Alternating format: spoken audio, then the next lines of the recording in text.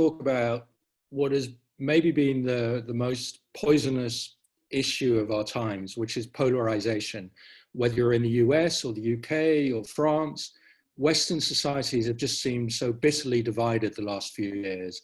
Pro and anti-Trump in Britain, Remainers against Leavers, everywhere the kind of populist versus mainstream divide. And it's very angry. People don't talk to each other. People don't want their children to marry someone from the other side.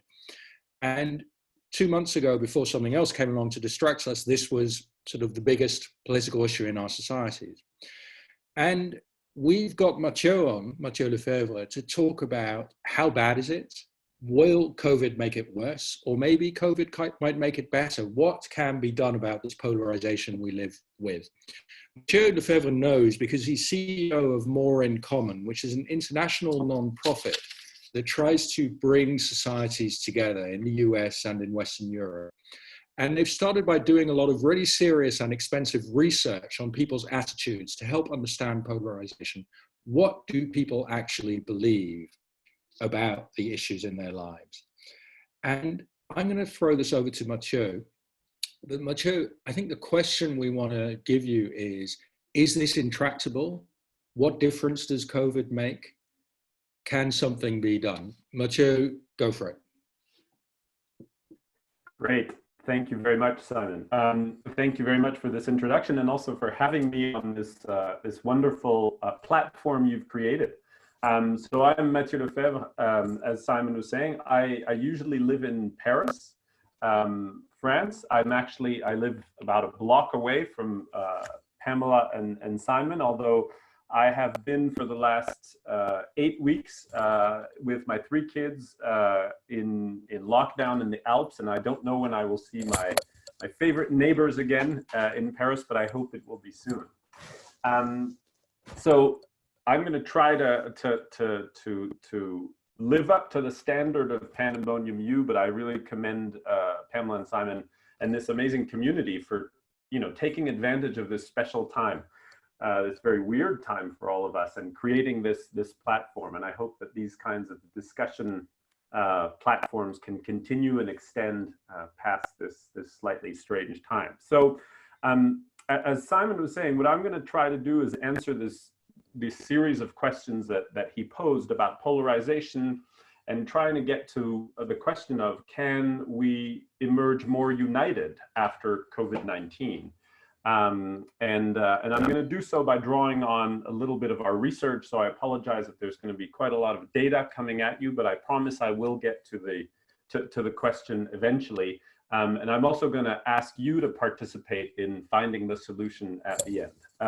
So I'm going to share my screen with you and just say a little bit more about our organization. So, and can you see my screen? Can anyone Leo, can I ask you to lift up a finger if you can see my screen?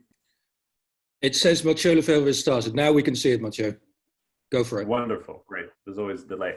So in about 2015, a group of us started worrying about the sort of factors that are tearing at the fabric of our democratic societies. And this was before Donald Trump, before Brexit, before COVID, of course. And we are now this wonderful group of people, and what we try to do is to really understand what divides us in order to bring people back together. And as Simon was saying, we've invested a lot of time and effort into research. So I'm just going to tell you a little bit about sort of the way we approach our research, and then I'll show you some of our findings from the United States and from Western Europe. In its simplest form, what we are trying to do is to go under the hood, or to the bottom of the iceberg, as I've shown it here, to see what sort of worldviews and core values can explain people's opinions on things. Why would people vote for Donald Trump or for Brexit? How people feel about refugees, or indeed about COVID-19. People's opinions are quite superficial and quite fickle. And so they're quite simplistic. And our instinct when we started this work was to say, well, there's something in people's psychology that explains their orientation to society. And so that's why we've done a lot of research over the last few years, drawing quite heavily on social psychology and on sort of uncovering the hidden architecture of how people view the world. So we've done about, actually it's probably more like 12 reports. They're all on our website if you're interested in this stuff, on the United States, where we did a project called Hidden Tribes, which got quite a lot of attention in France, in Germany, and other parts of Europe. And we now work with 48 institutional partnerships from media groups and nonprofits, etc. But the secret sauce of our research, and what I'm going to tell you about, and the one thing from a sort of methods point of view that I'd like to convey, is that what sets us apart is that we group populations not according to age or income or race or educational levels, but according to how they perceive threat, how they perceive community, how they perceive polarization, their feelings of in-groups and out-groups. So it's really segmentation that I'm going to show you, sort of grouping populations, is really based on, like, you know, their psychological profile more than their demographic profile. So that's the one thing that I wanted to say just about the kind of work we do and the approach we do. It's very much drawn on social psychology. So to answer the question that Simon and Pamela asked me to look into, I think the first thing is to ask ourselves, who is we? If we're trying to figure out if we can emerge from this extraordinary crisis more united or less polarized, then who is we? So in the United States, we did research starting in 2018 over a very, very large sample size. And over the years, we've talked to tens of thousands of people across the United States and Western Europe. And we grouped Americans into these 7 tribes. And again, this is how they perceive the world. So on the top there, you've got a progressive group, which is cosmopolitan, quite universalist, younger group. And they represent 8% of the American population. On the very bottom, in a way, their polar opposites are a group that we've called devoted conservatives. And we've given them a symbol of a red cap for a reason. They are very patriotic, devoted conservatives, as they're called. They're uncompromising in their worldview. And so those two groups, 8% and 6%, make up what we call the wing groups. And I'll come back to their effect on polarization in a second. Mathieu, just to clarify, so the devoted conservatives we could imagine as people watching Fox News. The progressive activists are more supporters of, let's say, feminist movements or Black Lives Matter, that kind of thing. Is that the kind of portrait we should have in our heads? I think that feminists are extremists. Sorry, I take that back. How would you describe progressive activists, Mathieu, just to clarify that? I think MSNBC would be a good shorthand for them, if you're going to use Fox News for one.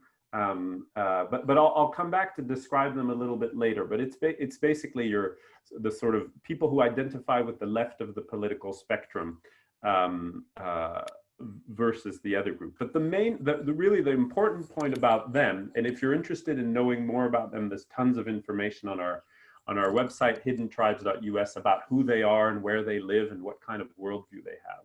But the main point is that in our understanding of who we are, who is we think that it's quite useful to have this nuance through this tool of segmentation.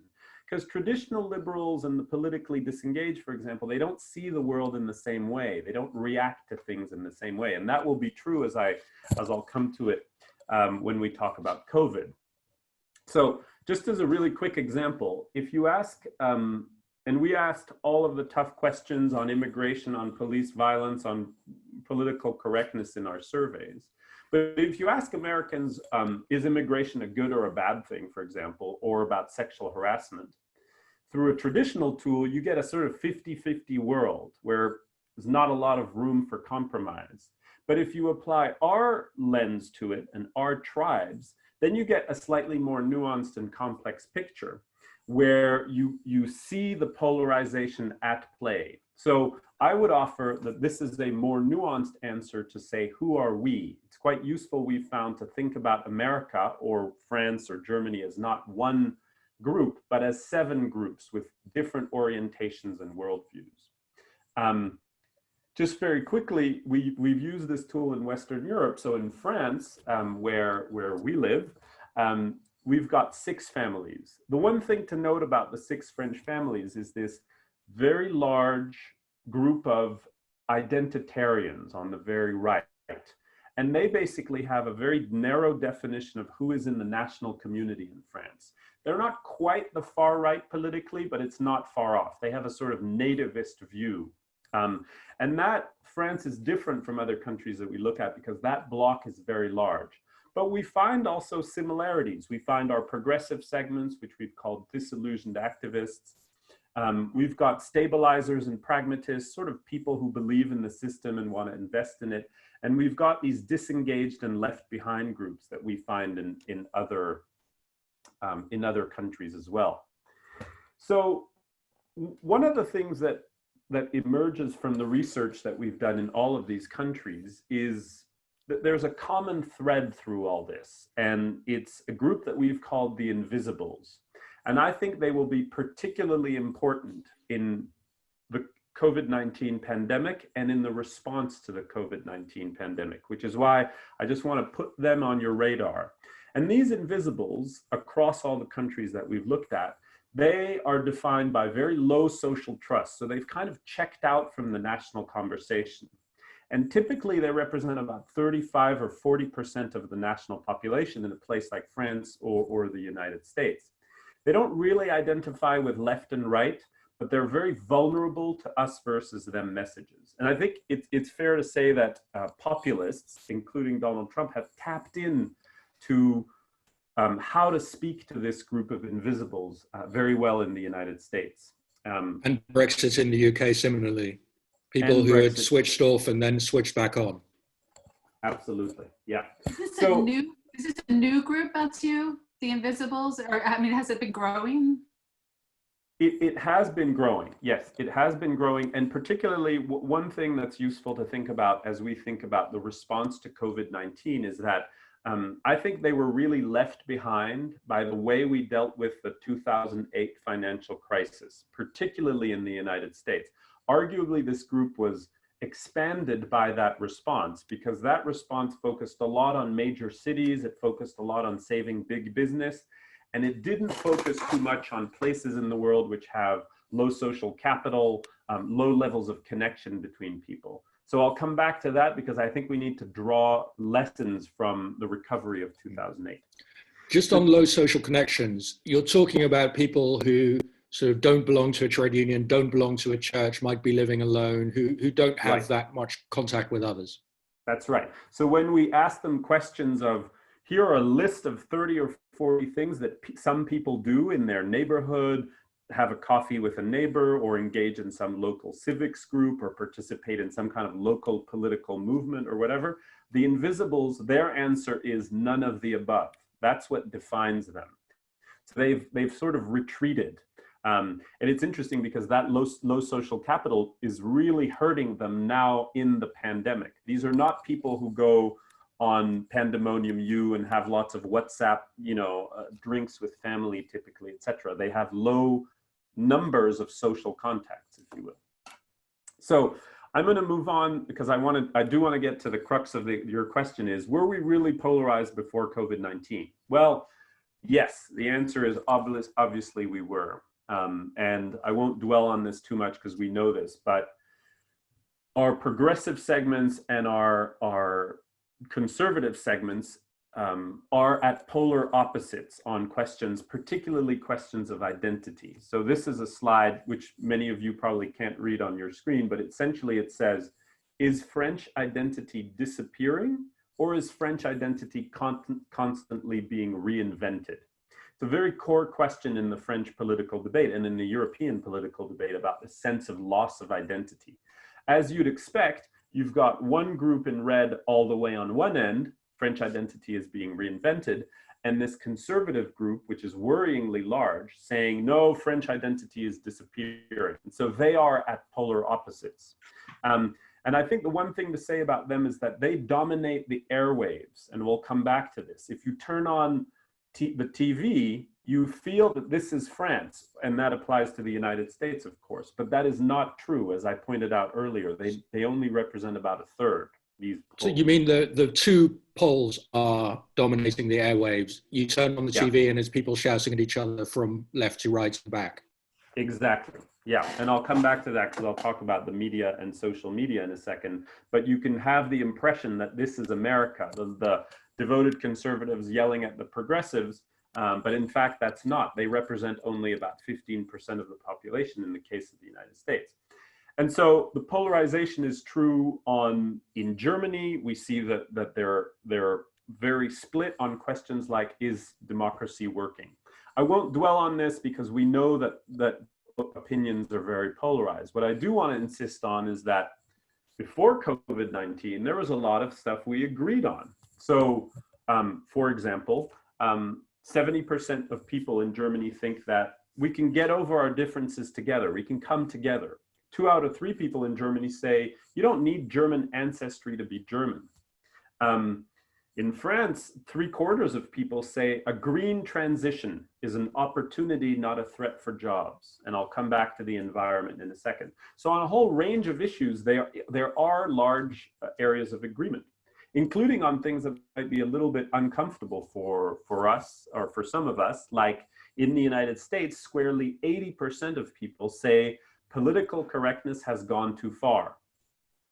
Not the progressive view, of course, but that is a broad consensus.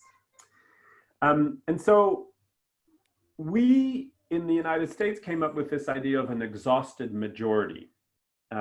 Essentially not these wing groups that I was talking about, but a broad majority in the middle.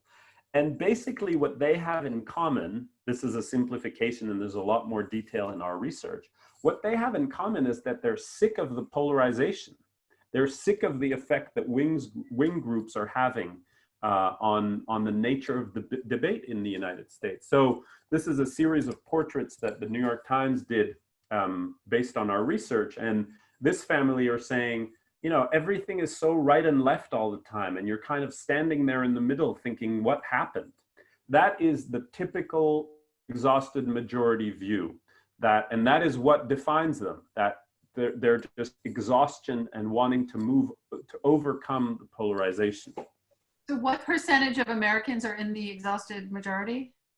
So I'll just put the slide up there. So really the groups to exclude from the total are the wing groups, so the devoted conservatives and the progressive activists, so 6% and 8%, plus a group called the traditional conservatives who are more invested in the sort of culture wars, if you will, in this polarized debate. So it's this group in the middle there that's really that we're really referring to as the exhausted majority. So many things are having an exacerbating effect on this polarization. This is a story that was on the front page of, again, the New York Times using our research, which basically said that, you know, social media polarizes, as we all know, creates these poles. And if you open Twitter, you think, oh, this is the world, but it is absolutely not. 97% of tweets in the United States about politics come from 2% of Americans. So that's a tiny, tiny portion that's occupying Twitter. And so the New York Times did this piece about democratic Twitter and saying, be careful, Democratic Party, because Democratic Twitter is not the actual Democratic electorate. It's very unrepresentative. So maybe one thing is that we are less polarized than it appears on social media. We also did a project called the Perception Gap, which basically measured what Democrats think Republicans think, and inversely, to measure the sort of misperception of our political enemies. And on average, we found that the perception gap is 33%. It's a third. Democrats think that Republicans' views are a third more extreme than they actually are. So maybe we're not that polarized after all. So finally, I get to the question that you asked me in a very, it took me a very long time to get here, but I'm here. Can we emerge more united? I'll just, before I open it up, I'll just throw a few more recent pieces of data that we did. So this is actually not from our research, but the question was asked, has COVID-19 reinforced solidarity in your country? And the percentage of answering yes is really, really high. 81% in the UK say yes. And it's really interesting because if you look at Google Analytics, the word solidarity has just spiked up on Google trends. So it's gotten a sort of a new name, if you will. We did research in April, so during the crisis in the United States. And what was really nice about that is that we asked the question, which of the following professions do you think need to be considered as heroes? And it's the real heroes who get a boost. Doctors, police, firefighters, grocery staff workers. Grocery staff workers, it's interesting, get the biggest boost from before the crisis. And I'll note in passing that apparently the real heroes are not the President of the United States and not national politicians like senators. And I think this is so you're saying there's a kind of consensus forming right and left, like grocery store workers, like doctors and so on. That's something to build on. Yes, yes, that's right. I think that the notion of heroes and building on these real heroes is something that we might extend as we get out of the crisis. Because people are feeling more united. And I think here there's an interesting paradox because politics in the United States has never appeared more divided, but actually people, ordinary people in their relationships to one another feel less divided. So the proportion of people in the US who say the country is very divided has dropped from 62 to 22% since COVID started. 90% of people believe that we're all in this together, which is an enormous jump from the 63% who believed before the virus hit. So The Economist did a piece here, and basically it said, like, ordinary people are concerned, you know, kind-hearted citizens. It's just the national politics is not working. So I think that is a real sign of hope. And the last thing I'll say is that our research in a place like France, and France is a country that is particularly divided on issues like immigration and Islam and globalization. But people in France, including in our invisible segment, say that a story about nature is the thing that can unite us. And there's been a lot of talk about, can the COVID-19 crisis accelerate our transition to a cleaner future? That is clearly something that people wanted in research that we did just before February 2020. So to end this, and I want to call upon all of you to help us, the way I see it is that to answer your question is kind of impossible. Can we emerge united? Yes, we could emerge united, but it's up to us. There's kind of two ways that our path out of this pandemic can go. I think on one road is the path of the balcony clappers, the celebration of the heroes, the extension of these new networks of solidarity, it's empathy, and it's just taking the best out of what came out of all of us, these thousands and millions of WhatsApp groups, of neighbor groups that emerge thanks to the crisis, and making that the new normal. And I think there is an opportunity to accelerate a transition on social justice, on environmental progress, etc. That road exists. The other road is the road of me first. It's not a story of us, it's a story of me. It's a story of pointing fingers at China. It's a story of perhaps the collapse of the EU. It's a story of nationalism. And I think that's a real risk, without a doubt. But I think that story is not yet written. And this is my last slide. And I'd love it if Pandemonium U could be put to service to think about what can these people, what can this network do to take us down that path of unity and not polarization. And so I'd love to maybe talk about that now, and I'll just throw out a few ideas that we've been using. So I find that it's quite useful to promote shared identities. Don't point to people's differences, point to what people have in common as their identities. It's parents, it's faith groups, it's caring for others, it's sports, it's whatever. These shared identities, I think, can do a lot for us in this moment. I think moments of celebration are really important, and I would suggest that we need to find a moment for our countries to come together at the end of this for a national moment of unity. I think those could be very powerful. There can be very proximate things like, people have been very willing to communicate across borders and across sort of social borders or whatever. This is a great time to make and keep new friends across these lines. And the last thing I'll say is that the key group not to forget, which we did forget as we came out of the 2008 crisis, was the invisibles. And so we need to keep those in mind. And it's hard to do because they don't participate in the media. They've checked out of the conversations, but we must keep them in mind. So those are just a few ideas, but I'd love to hear what people on this call can do to hopefully take us down the right path. Thank you very much for listening. Thanks, Mathieu. That's an excellent start. So let's take up Mathieu's suggestion, and in chat, as well as sending questions, also send suggestions, things that could work to help unify the country you live in or other countries. We're now going to go into these questions, so please send them. I'm going to start, Mathieu, with one of my own. Your last slide was about how the environment is a uniting issue in France. But surely that's not true in the US, and I think we discussed in other English-speaking countries, there are climate deniers who take climate as a very polarizing issue. Is that right?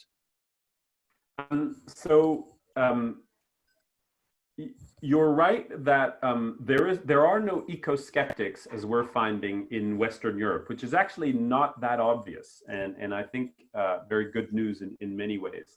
I'm not. I think there's a particular situation in the United States happening because, for example, in the United Kingdom, we're not finding large climate skeptic segments. So it's specific to the United States, I think, and it is a problem because that does need to be, in a way, taken out of the culture wars and of the polarization if we are going to make progress on these issues. So you're right. There is something specific about the United States. There are also some climate skeptics in Australia and in other parts of the world, but it's really the United States that stands out. Of the countries that we look at, perhaps Brazil and others are different. One other question from me. In the US and the UK, there is now an opposition leader, Joe Biden in the US, Keir Starmer in the UK, who is taking a sort of non-confrontational approach towards the other tribe. Keir Starmer doesn't hate conservatives, Biden embraces Republicans. Is that, if you were advising him, is that what you would recommend? Without a doubt. I think that's how you emerge bigger in general. And I think our research clearly points out that you can win over this exhausted majority. Many of them are non-voters, by the way. So if you can get them to vote, you're really onto something with this message of unity and getting over division.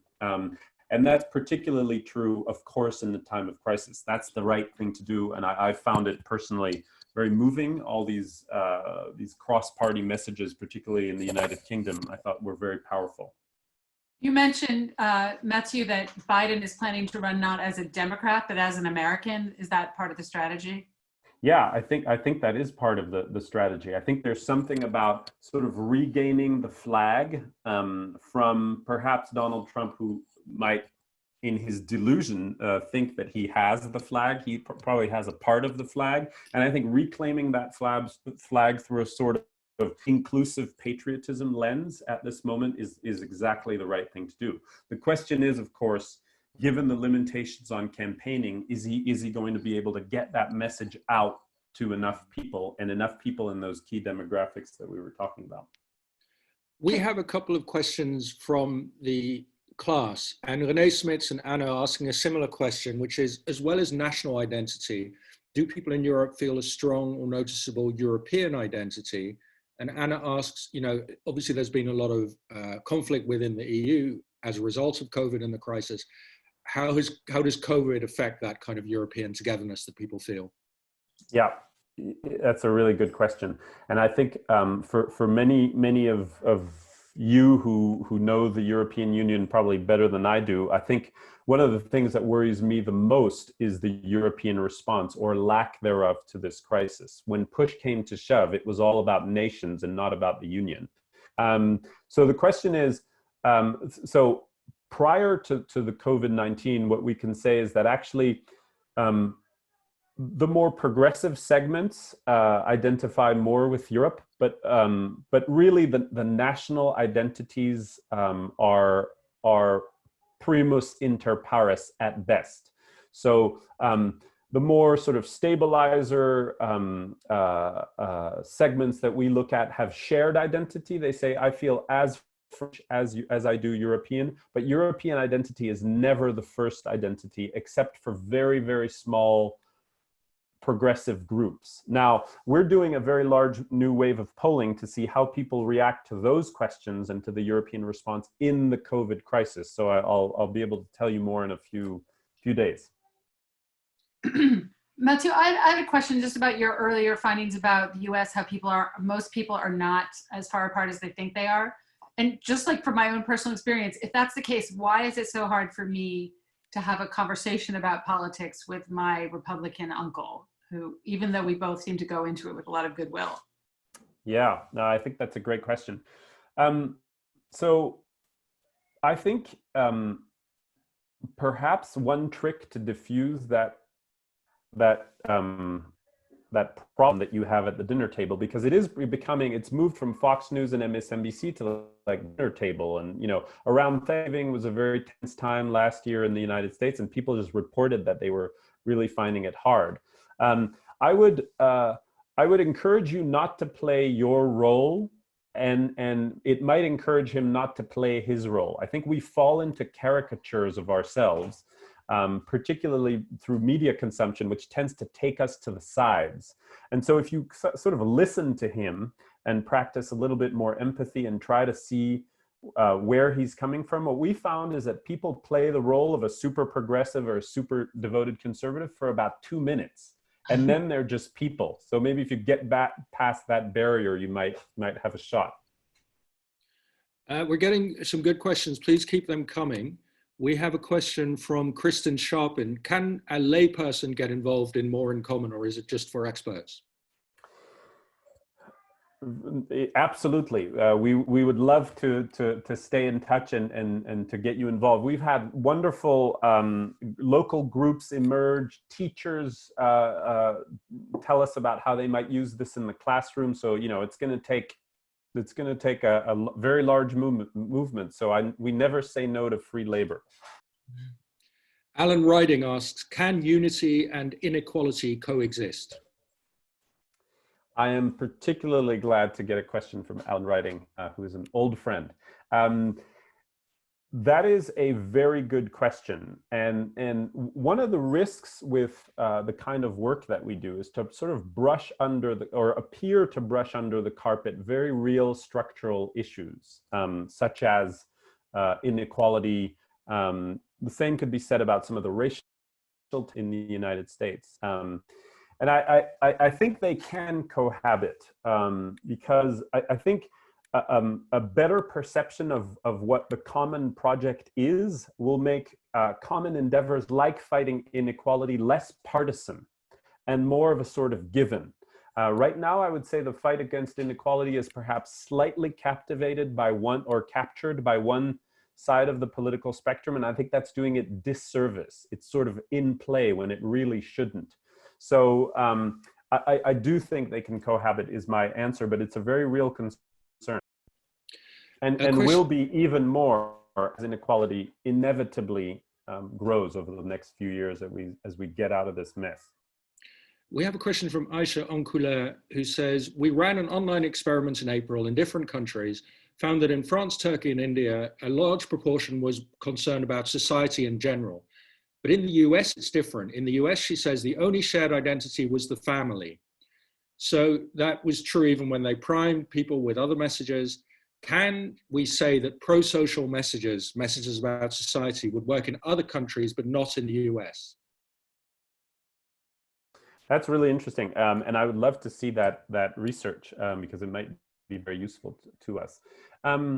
I actually think that all of us messages really work well in the United States. Of course, we do a lot of message testing and messenger testing. And what we found is that balanced messages on things like immigration that promote a sort of all of us message, what I was saying before, sort of celebrate shared identities and not separate identities, and calling on that all of us message to be a pro-social message actually works really well. But you have to tap into the sort of mythology of each country, the heroes, the golden eras, all of these tricks of messaging that can work. And they're different in each country, but we found them to work very effectively in the United States, actually. I think there's a demand for pro-social messages now more than ever. I think COVID-19, if anything else, has made the likelihood of those all of us society messages, their success higher in the United States than previously. We have a question from Barry about the media's role in polarization. He suggests that lower journalistic standards, lack of holding governments accountable, lack of factuality, lack of attention to the middle is part of the problem of polarization. And he asks, how does this change given that he says media are ratings and clicks driven? It's a good point. I might let the many journalists on the call answer. I think there is a real thing about the media there. So a couple thoughts. I think first of all, people are overwhelmingly in the countries we looked at sick of what the French call clash culture. Sort of to get a good TV show going, you get really opposed views that are going to yell at each other, and that makes good TV. People overwhelmingly say that they find that the nature of that debate to be far too aggressive. 3/4 of people in France answer that. There's a real critique of the media. But of course, the problem is very real. In the work that I was talking about earlier on the perception gap, so this thing about what Democrats think, Republicans think, which is really tricky to get your head around, but it's interesting. One of the things that widens the gap is media consumption. Everything but national network TV. Network TV reduces the perception gap, but any other media, whether it's the Wall Street Journal, the New York Times, MSNBC, widens the gap. So there is definitely a problem with the media, without a doubt. I would butt in as a journalist and say that the media is a difficult concept because we're all different. I write for the Financial Times, which I regard as very different from, say, Fox News or the Daily Mail. But I think it's important to unpack what is the media, but I take you on Barry's points.